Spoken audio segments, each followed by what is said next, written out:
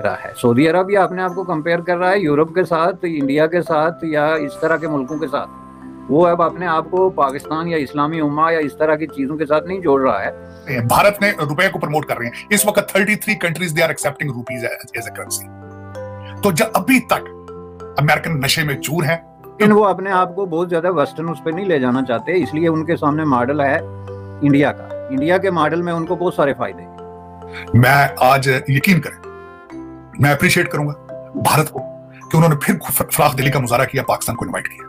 पाकिस्तान की तरफ से सबसे बड़ा फॉरेन पॉलिसी का ब्लंडर था ना पार्टिसिपेट करके। इंडिया सेंट्रिक किस्म की जो पॉलिसी आपने अपना ली है कि दुनिया में जहां इंडिया होगा हम नहीं होंगे, तो फिर इंडिया हर जगह होगा, तो इसका मतलब आप कहीं भी नहीं होंगे। यहाँ पे जो सीईओ और यहाँ पे जो इंडियन डायस्पोरा है, उसके डायस्पोरे में हमारे डायस्पोरे में सिर्फ तालीम और क्लास का फर्क है। हमारी एजुकेशन की क्वालिटी वैसी नहीं है। इंडिया जो है वो बहुत सारे ग्लोबल अलायंसेज में आ रहा है। फॉर एग्जांपल मैं अगले दिन देख रहा था कि ऑस्ट्रेलिया, फ्रांस और इंडिया एक ट्राइलैटरल ग्रुप बना रहे हैं। अब हर जो ग्रेट पावर है या जो मिड साइज पावर है वो आना चाहती है इस खित्ते में और आके इंडिया के साथ मिलती है और साथ में एक रीजनल पार्टनर को पकड़ते हैं। इनकी कि उर्दू में एमबीबीएस कराया जाए, उर्दू में अंदर ही सारा कुछ हो, उर्दू प्रमोट करें। जहाज के लिए तो उर्दू ही होती है ना। तो मैं ये अपनों का पुल किस तरह बनाएंगे उर्दू में? लोगों की सर्जरियां डॉक्टर उर्दू पढ़ के किस तरह करेंगे? ये ठीक है। अच्छा, फिर वही डॉक्टर जब लंदन में आ जाता है, जब यहाँ आ जाता है वॉशिंगटन डीसी में, अमेरिका में, तो ये फिर उसकी डिग्री को कहते हैं यार ये क्या लेके आ गए हो यार। ये जो इतने ज्यादा अलायंसेस बन रहे हैं, मैं फॉर एग्जांपल अगले दिन देख रहा था रोमानिया और इंडिया की भी एक पार्टनरशिप हुई है। आपको क्या लगता है ये हमारे लिए कितना कुछ चैलेंजिंग है? जबकि हम तो इंटरनल लड़ रहे हैं, सुप्रीम कोर्ट कुछ कह रही है, अदालतें कुछ कर रही हैं, सॉरी सियासतदान कुछ कर रहे हैं। तो हमने जब आप समझते हैं कि होश संभालेंगे सारे इंटरनल चैलेंजेस से और इकोनॉमी से, तो जब बाहर की तरफ देखेंगे कि क्या हो रहा है, क्योंकि अभी। जय हिंद दोस्तों, welcome to know India time. दोस्तों जैसे कि आपने क्लिप में देखा कि पाक मीडिया डिस्कशन कर रहा है कि देखो आज तो इंडियन रॉ और सऊदी अरब के इंटेलिजेंस ने एक दूसरे को मदद करेंगे टेररिस्ट के हमले से। ये तो पूरा पाकिस्तान के खिलाफ हो गया। अब तो सऊदी अरब मिडिल ईस्ट से पाकिस्तान को निकाल ही दिया लगभग और इंडिया को बहुत करीब खींच रहा है। और दोस्तों दूसरी तरफ खबर यह है कि पाक मीडिया ये भी डिस्कशन कर रहा है, देखो इंडियन रुपया 33 कंट्री में चल रहा है, इंडिया कितना तेजी से तरक्की कर रहा है और पाकिस्तान कुछ नहीं कर रहा है। दोस्तों आइए पाक मीडिया का और आगे का चर्चा सुनते। अगर वीडियो अच्छा लगा तो like, comment, share and subscribe कर देना प्लीज। देख रहा था कि जो सऊदी अरब की जो कैबिनेट है उसने ये अप्रूव किया है कि इंडिया और जो सऊदी अरब की इंटेलिजेंस एजेंसीज हैं उनके दरमियान एक कोऑपरेशन हुआ है दहशतगर्दी को काउंटर करने का, कॉम्बैट करने का और टेरर फाइनेंसी को कॉम्बैट करने का। और ये बेसिकली आप ये समझ लें कि ये रॉ और जो सऊदी किंगडम की जो इंटेलिजेंस एजेंसी है उसके दरमियान हुआ है। देखें जी, ये बहुत बड़ा एक डिसीजन है जो डायरेक्टली टच करता है पाकिस्तान की कोर पॉलिसी को, स्पेसिफिकली जो कश्मीर इशू को लेके। तो इंडिया और पाकिस्तान के दरमियान जो एक्सचेंज भी हो रहा है गुज़श्ता 20-30 सालों से बिलखुसूस, इसका ताल्लुक बिलाखिर जाके तो जुड़ता तो बहरहाल जो है वो दहशतगर्दी के साथ ही है। तो उस हवाले से अगर एक कोऑपरेशन जो है वो होता है सऊदी इंटेलिजेंस एजेंसीज और इंडियन इंटेलिजेंस एजेंसीज के दरमियान, तो इसको कम्बैट करने के लिए, तो उसमें जो नंबर 1 सवाल उभर के आएगा वो कश्मीर में आएगा। क्योंकि इंडिया को इस वक्त जो है अगर किसी थोड़ी बहुत किसी तरीके से किसी मिलिटेंसी या दहशतगर्दी का कोई खदशा है या सामना है, पहली बात है सामना तो अब नहीं, खदशा कह सकते हैं आप, जो इक्का दुक्का वाक़यात हो रहे हैं, तो उसमें जाहिर है वो कश्मीर के अंदर ही है, बाकी तो कहीं उस तरह की उस सतह पे नहीं है।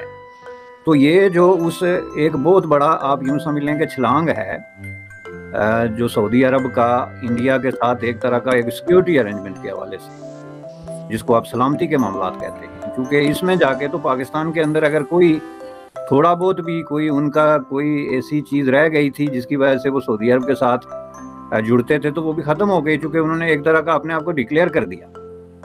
चूँकि डिक्लेयर करने का मतलब ये है कि जब आप इंटेलिजेंस की सतह पे आप इंफॉर्मेशन एक्सचेंज करते हैं या आप कलेक्टिव उसको कम्बैट कलेक्टिवली करने का ऐलान करते हैं, तो इसका मतलब ये है कि एक ख़ास एजेंडे पे आपका एक ख़ास मौक़िफ़ है। सब ये हमने सऊदी अरब की तो बात कर ली, लेकिन मैंने रिसेंटली नोट किया है कि इंडिया जो है वो बहुत सारे ग्लोबल अलायंसेज में आ रहा है। फॉर एग्जांपल मैं अगले दिन देख रहा था कि ऑस्ट्रेलिया, फ्रांस और इंडिया एक ट्राइलैटरल ग्रुप बना रहे हैं। अब हर जो ग्रेट पावर है या जो मिड साइज पावर है वो आना चाहती है इस खित्ते में और आके इंडिया के साथ मिलती है और साथ में एक रीजनल पार्टनर को पकड़ते हैं। कभी वो जापान को साथ पकड़ लेते हैं, कभी ऑस्ट्रेलिया को पकड़ लेते हैं, कभी किसी और को पकड़ लेते हैं और वो कहते हैं जी हम इनके साथ पार्टनरशिप कर रहे हैं। ये जो इतने ज़्यादा अलायंसेस बन रहे हैं, मैं फॉर एग्जांपल अगले दिन देख रहा था रोमानिया और इंडिया की भी एक पार्टनरशिप हुई है। और मैंने वो इसलिए डिस्कस किया कि रोमानिया पाकिस्तान को जो है वो नेवी के हवाले से सबमरीन्स और कुछ फ्रिगेट्स वगैरह देता था। और इंडिया जो है उसकी नॉर्मल मुल्कों से ये होती है कि अगर आपने पाकिस्तान को डिफेंस इक्विपमेंट देना तो हमें नहीं देना।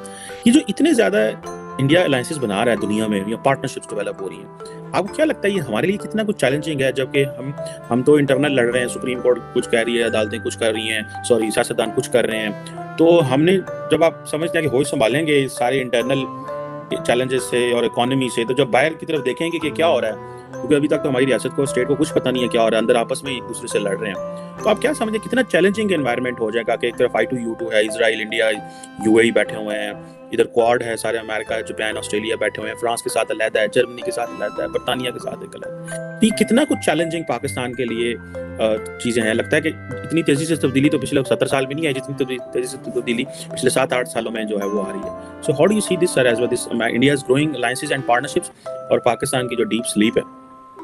नहीं देखें, चैलेंजिंग ये तब हो ना कि जब पाकिस्तान इसको बातों चैलेंज एक्सेप्ट करे। यहाँ प्रॉब्लम ये है कि पाकिस्तान ने अपने आप को हाथ पांव बांध के चीन के हवाले कर दिया। आप कल देखें जो डेमोक्रेसी पे जो सेशन हुआ है यूनाइटेड स्टेट ऑफ अमेरिका की, उसमें होस्ट की हैसियत से उसमें पाकिस्तान ने शिरकत नहीं की।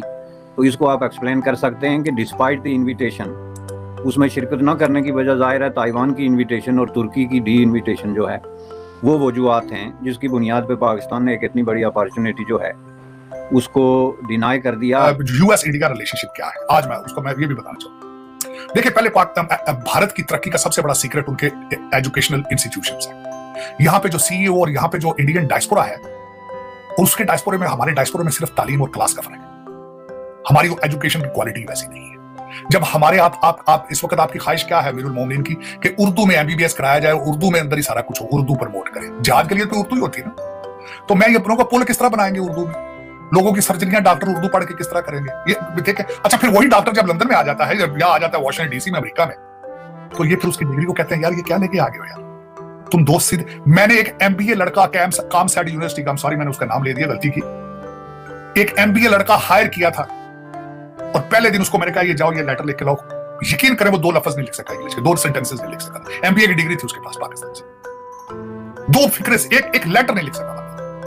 अच्छा, फिर मैं आगे चलना चाहता हूं कि जब डिग्रियां लेकर उनके IIT से, यहां पे जो मैंने आपको एक और बात बताना, जो इंडियन इंस्टीट्यूट ऑफ टेक्नोलॉजी में दाखिला नहीं मिलता, MIT में मिल जाता है, मैसाचुसेट्स इंस्टीट्यूट ऑफ टेक्नोलॉजी। उनका स्टैंडर्ड ये है। Majority of the CEOs, majority of their high performing Indian diaspora is graduated from there. ठीक, जब वो यहां लेकर आए, एक्सट्रीम पे चले गए, हम डंकियां लगा के आए हैं, हम फिर वही डंकियां ही लगा के यहाँ डंकियां फिर हमारी जिंदगी डंकी बन गई।